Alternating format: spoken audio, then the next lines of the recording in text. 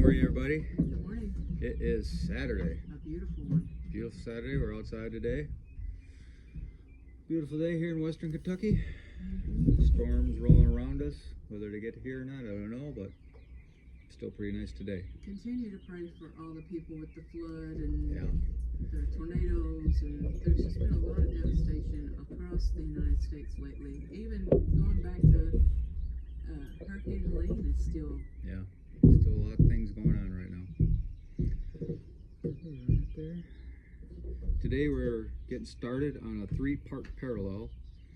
Religious leaders question Jesus about taxes. So the first part is in Matthew 22, starting at verse 15. Then the Pharisees met together to plot how to trap Jesus into saying something for which he could be arrested. They sent some of their disciples along with the supporters of Herod to meet with him. "Teacher," they said, "we know how honest you are. You teach the way of God truthfully. You are impartial and don't play favorites. Now tell us what you think about this. Is it right to pay taxes to Caesar or not?" But Jesus knew their evil motives. "You hypocrites," he said, "why are you trying to trap me?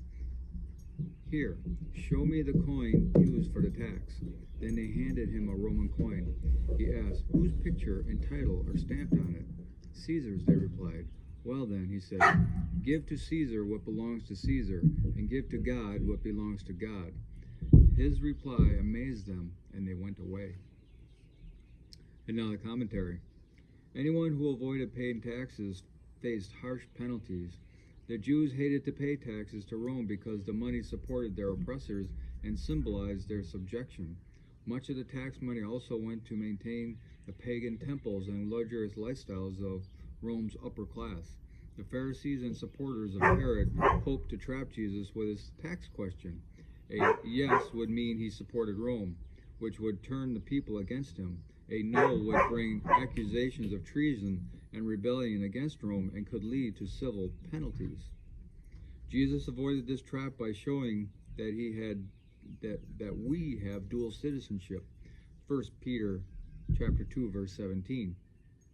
Our citizenship in the nation requires that we pay money for the services and benefits we receive. Our citizenship in the kingdom of heaven requires that we pledge to God our ultimate obedience and commitment. Yeah. So I don't really have a lot of commentary in there, but it's funny how they know who he is, right? It says we know how honest you are. You teach the way of God truthfully. You are impartial and don't play favorites.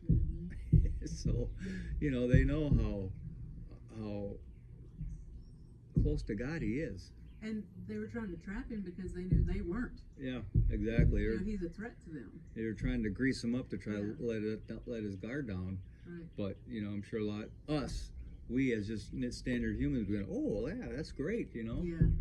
But Jesus saw right through it. Yeah. As he should. Yeah, absolutely. But he also deserves everything they said right here. Yeah. And the praise that they gave him is truthful. Yes. So I like that. Whether I like it or not, it's irrelevant.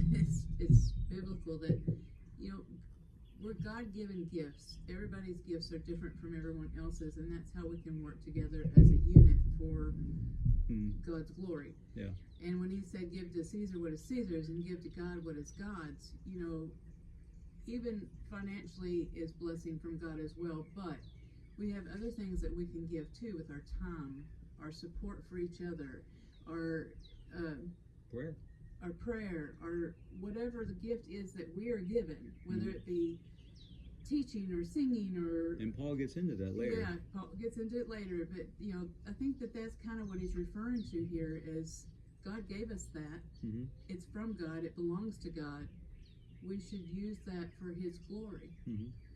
I saw a commentary yesterday or the day before said that the fruit on the tree is not for the tree, it's for the passerbys. Yeah, it's true. So if we use our gifts that God gave us, not for ourselves, but for those around us in glory for God, I think that has a lot to do with what Jesus is saying here too. Yeah, it's true.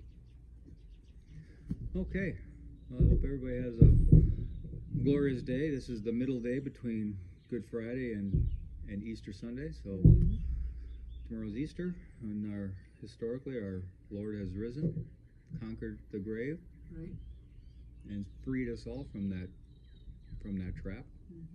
So everybody has a glorious day, and we'll talk to you later.